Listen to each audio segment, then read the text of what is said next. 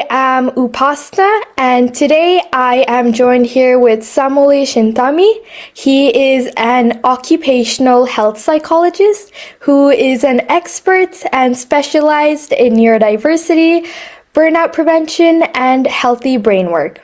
So, hello, Samuli. Thank you so much for joining us today, and we will be talking a lot about neurodiversity and unveiling what it actually is. So, my very first question is, what actually is neurodiversity? I'm very happy to answer that question and to be interviewed here. Thank you. Neurodiversity, like what it fundamentally means, is the fact that actually every single one of us has a different kind of brain. Our brains just are not like physically the same, they are not wired the same way. And what that means is that fundamentally, there's this kind of fundamental truth, which is a bit difficult to grasp, but that means that we actually experience the world differently, each and every one of us. And we think differently, we feel differently, and that's just a part of being a human. And the neurodiversity is still a relatively new concept, and a big part of why it has become an important concept is that it also it changes the way we think about what we call neurodivergence or neurodivergent people, or people who have neuropsychiatric diagnosis like ADHD or autism spectrum disorder. And neurodiversity is called like a new paradigm of thinking about the brain. And here the main idea is that ADHD or ASD, or actually the final D, which is for disorder, actually shouldn't be there. This should be seen as part of normal variation, just as that these are people who have some traits which are more extreme than with most of us, but that is just, it is still normal and not a disorder or something to consider like a problem by itself. Thank you, and I really love how you highlighted that we all are neurodiverse with everything we experience. So that was an awesome explanation. So my second question is, which types of differences are included under neurodiversity, and why is it helpful to think of them together rather than separately? Well, there are many, I think, as there are pretty much infinite number of if you go into specifics of just physical differences, there are also in our neural systems. But as I mentioned, it's more about how we think. What is our cognitive style? Do we like to act quickly, or do we like to think a lot before act and consider different aspects and then be careful with that? Or how quickly or how strong emotions we experience? There's a lot of difference with that as well. Like how some people have very low variance of emotions in general. Some people have very big variety and can be very excited or very angry quite quickly, and some people don't. And how long those emotions last, and how long does it take for you to calm down again, and these are all part of that. But it's also more do we like change? If there is something sudden happens, is it exciting or is it scary? Or do we like things to be very similar? Do we have this kind of strong feel of that predictability is important? Or do we like it when it's a bit chaotic? Or do we need that or not? Or there are many things there. And even how do we perceive social situations? Are we very and this overlaps with many things, because when we're talking about how our brains work, it's not only, we usually think about thinking. Thinking is of course part of it, but it's everything that we experience happens because of our brain. So it's everywhere. It's from behavior and emotions to thinking. Okay, awesome. And then my third question is, how does neurodiversity change the way we think what is considered normal or a disorder? Because as you said in the beginning, we all are neurodiverse.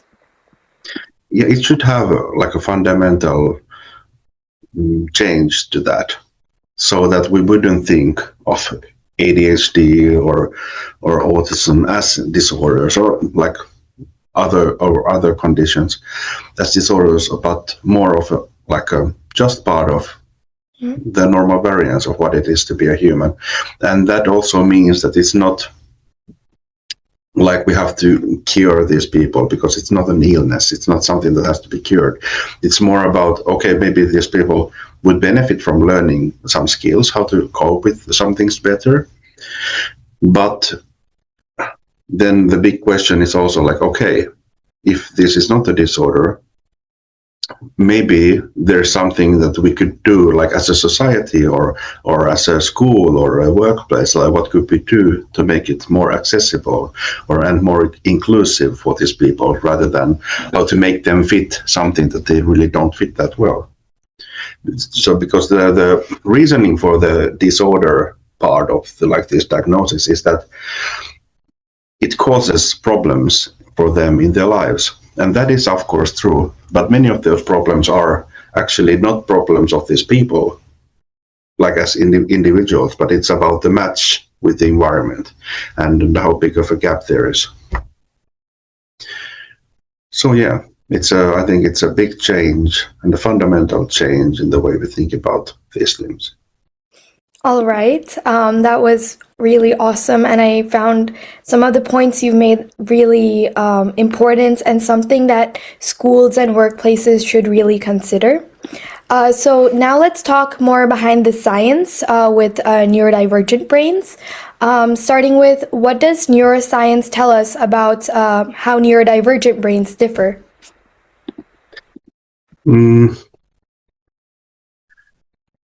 Well, there are like some, because when we are talking about neurodivergent brains, we're talking about like almost everything that is not very typical. Yeah. But easily we still talk about mostly about ADHD or autism spectrum, because those are like perhaps the main topics that we talk about when we talk about neurodivergence, but it could be many other things as well. But with ADHD, when we're talking about other brains, there are like differences, for example, in the dopamine system. And what dopamine system is, it's like we easily think about joy when we think about dopamine, but it's more about like gratification, or this kind of feeling of that something interesting is coming up. And with ADHD people, that system works a bit differently. Like it's they need more for the dopamine system to stay active, and that means that it's more easy for them to get distracted, because they need something to find interesting. And that is one of the differences with the ADHD brain.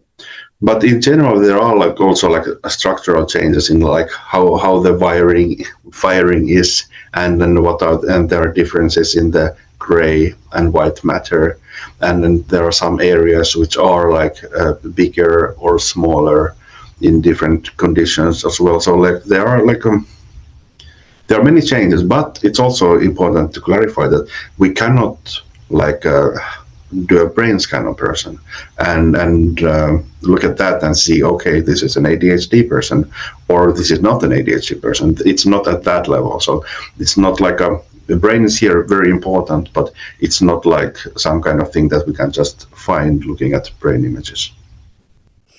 Okay, and can you explain what we know about the factors that influence neurodivergence? Obviously, as you've mentioned, it differs between conditions, like you've talked about ADHD and autism, but in general, with the whole of neurodiversity, what are some of the factors that influences it? Yeah, so a big part of it is just these are very biologically hereditary things. So it's very much about genes.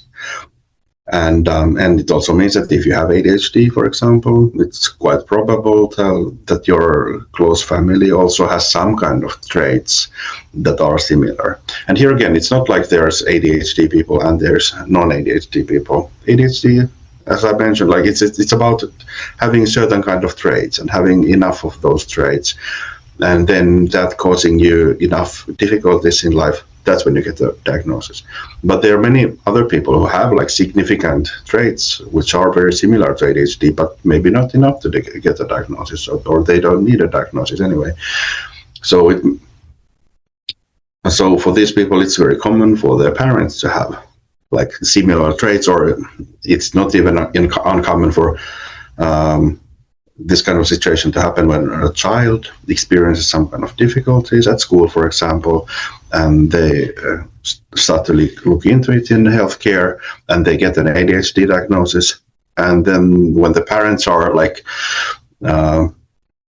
looking into this kind of questionnaires and checking if their child what kind of boxes to tick, they notice that, okay, this seems very much like me as well. And then they notice that they recognize themselves as having very similar traits, and they could get a diagnosis. So it's there's like this very big hereditary component to it.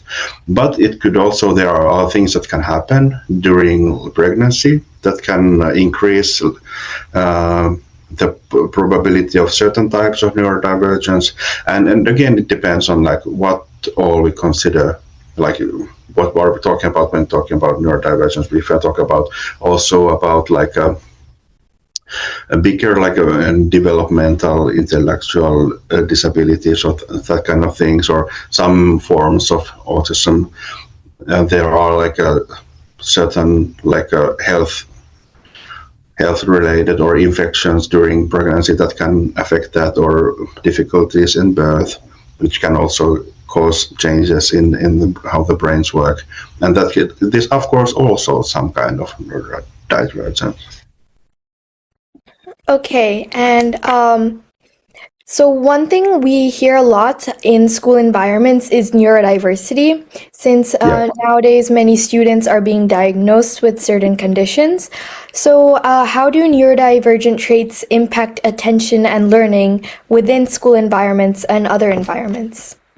Yeah, they impact attention and learning usually, but it depends very much on the person. Like there's this kind of bit of an issue when we talk about like neurodivergence or ADHD or autism as one thing, because it can be very different. Two people with ADHD can be very different on how they learn and how they can focus. Because, but of course, the most common thing with ADHD is that for them it's more difficult to focus on things they don't find interesting. And it's like, of course, it's the same for everyone too. That it's more difficult to focus on things that you find boring than things that you find interesting. But the thing is, with ADHD, it's much more difficult to push yourself to focus when you're not interested. How you can decide what to focus on and stay there, that's where the issue is. But for many ADHD people, if they have like a topic that they find very interesting, they can be very immersed and can be very focused and learn very well. So it depends again. And with like other neurodivergent traits, that it is very much the same. There's like the motivation systems work differently, both with ADHD and autistic traits. So it depends a lot. But many people have difficulties doing things that they find boring, pretty much. And it's this kind of thing that we call executive function. And what that means is being able to do like this kind of very well-structured, goal-oriented things. And like at school, I think the main thing is that if you have to do like a long essay or do some kind of bigger project where it's not like something that you can finish today, but it can take weeks and there are like many parts to it, and it's like you don't know like where to start and what to focus on. So many things are difficult that when there is like too much freedom and there's like you have to make too many decisions or very many decisions to like get started, and you don't, and this kind of situation, many feel like overwhelmed and would benefit from a better structure or instructions on how to start, what and how to proceed, and what's important here. Those are perhaps the parts when people find difficulties at school. But then it's also very common for neurodivergent children to be bullied and to be ostracized. So they are not. It can be difficult to have friends, or they get excluded, especially if you talk about this kind of middle school age children. Many girls that age who are neurodivergent have, for example, been friends with boys during earlier years at school, but during middle school it can be more difficult. It's not because it's not that socially acceptable perhaps anymore, and then they can also feel that they are very different to the neurotypical girls and don't really share the same interest or not interested in the same things, and they can also become lonely and experience like anxiety or other mental health issues. But it's also very common for neurodivergent children to underachieve at school, that their actual capabilities would be better, but they find it they just cannot perform as well as they might have the potential for. Forgetting homework is very common, and it also could be very difficult to prepare for exams, for example. But again, these are generalizations. There are many neurodivergent children who actually do very well at school and actually face difficulties later on in life. But these children usually also they have some kind of strengths, or people around them, resources who help them. They have parents who are very invested in supporting their school or schoolwork, or very good teachers, or are just highly intelligent, so they can compensate for their difficulties at classroom with just being very good at absorbing information during the classes or something. Do you have maybe as you've worked as a school psychologist and teacher, do you maybe have a real life experience you could perhaps share with maybe one of your students or a staff member with such a condition? Yeah. What could I share? There have been at least situations where the child has been one big thing is that if you're talking about children who teachers experience as being difficult, the children who don't seem to focus or are doing other things at the class than studying or are protesting or something like that. And then the teacher has just thought that, okay, this person is just not interested and just wants to irritate me or something like that. And then someone has stopped to look into it and noticed that maybe this is actually a matter of neurodivergence. And when that has been noticed, it means that the attitude of the teacher can change suddenly. Okay, this child is not just being irritating to me just because he wants to, but maybe actually he's experiencing this environment as difficult, or they don't understand what we are supposed to actually do or something. Even that realization can change how we perceive what's going on, and that changed attitude really opens up possibilities for solutions. And it can be a big thing, like how we understand the child. Okay, so for example, I have many friends who are neurodiverse. Many of them have tried to mask this fact, to hide it. What does this kind of masking, how does this impact their own mental health and well-being? It depends. It depends again. Usually with masking, what is meant by masking is that when a neurodivergent person, usually consciously, spends energy and effort to look normal, that they spend time trying to study like how other people behave in this situation, what kind of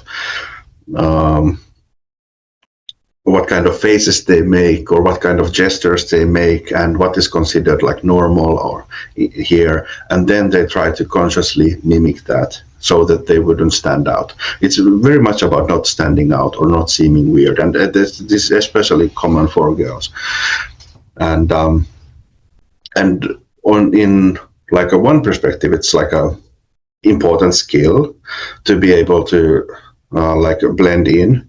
But the issue is that sometimes people go in there like too far, so they kind of lose connection with themselves and just feel like that they are becoming or trying to be someone they are not. And that can be like very confusing or just bad for them. But the other thing is that it takes a lot of energy. So it means that you have to like make conscious effort like continuously on how should I behave in this situation? How should I position myself here? What kind of face am I making now? Do I look weird? And then that takes a lot of energy. And it means taking a lot of energy means that you will get very tired. And then that is quite common then for these people that after social interaction, they get very tired. And after school, they can be very tired. And yeah, it means you have to rest more. And sometimes it's just like sometimes the most important thing there is then to have time to recover and like take recovering seriously. But of course, it's also a good question. Like, do I always have to mask? Are there situations where I just can be just how I feel like? And because it's not like then the neurotypical people, like the most of us, are just ourselves all the time. We also try to adapt to the environment, and we know that in this environment I can behave like this. We are very different when we are at school or with our best friends or when we're talking with our parents or with in some kind of official setting. So of course that's to a certain level that is very normal and just what it's to be human. But there is like this point where it can be too much and take too much energy and not just be sustainable, and where it's more about like, would it be okay if we just don't all behave like the same way all the time? Would it be okay that if some of us has like more unique ways of talking or being or something like that? Okay, and how can schools and workplaces better support neurodiverse individuals, especially in your own experience being a school psychologist and teacher? Yeah. There are many things to consider, but I think when you're talking about school environment, there are many things that neurodivergent people experience as very stressful. One is the sensory environment. Many neurodivergent people have sensory sensitivities, and if you're talking about schools, many schools are loud and like chaotic places, and there are many people there. Like it's when we're not talking about small children, there usually are like also like lots of changes during the day. You walk from classroom to another, the groups change, teachers change. Then there is like your normal teacher is sick and there's someone there, and it's very unpredictable. So if we have ways to make the sensory environment like easier, so we'd have spaces that are relatively quiet or relatively calm, and you could have the permission to go there, and it would be known to everyone that this is a place where we are quite silent or we are not like doing that much. It would be very good. And if the more we can create predictability, that is also important. Like and structure, so that when a new class starts, you would pretty much know what's going to happen and how it happens and what is expected of me here. And this kind of like to help people know what's coming and then that happening and making things less unpredictable. I think that is very important. But also like not doing not doing changes for change's sake. Like that is also a big thing there. But the other part is that it's also very important for teachers to be informed about neurodivergence and what does it mean and how to accommodate that in their teaching, in their classrooms. And because it's also very common for people with autistic traits and ADHD people to have or experience like constant misunderstandings with teachers, for example, or with other students. And there we can avoid many like unnecessary conflicts if the teachers have an understanding of like autism, for example. For many autistic people, they have like a different kind of understanding about social hierarchies, for example, than neurotypical people. And they can be very vocal if they think that the teacher is wrong about something, or if teacher was late, or something which most people wouldn't, even if they know it, they wouldn't point it out. But an autistic person can just feel like, hey, this is important. I have to say this out loud, and the teacher can feel that this is an attack, and they are trying to undermine my power or my status or something. But the autistic child was thinking like, maybe she didn't notice that she was late, or she was making a mistake, so I have to correct that so we don't learn something wrong. And like this kind of like hierarchy things are not considered there at all. But for neurotypical people, we sense that very easily, like, okay, maybe if I say something like this to this person, they might be hurt, or they might get defensive, and these kind of things are just not considered or thought as, they don't come to their mind. Okay, and our final question for today is for anyone listening to this video who might realize they have some symptoms of being neurodivergent, or if they are neurodivergent. In one sentence, what is your message that you would like them to hear? That it's okay to be the way you are. I think that is the biggest thing. Many neurodivergent people have this kind of have learned this kind of sad lesson from life, that they feel that they are wrong somehow. There's something wrong with them, and there is nothing wrong with them. And yeah, it's good that they are that we are different. And I really loved how we are closing the interview today. This message is really strong, yet really simple. So thank you so much, Samuli, for giving your valuable time for us. I'm sure that everyone watching has learned something new. I'm sure that I have learned something new. So thank you so much. Thank you. You had great questions. It was very nice to be here. Thank you. Thank you.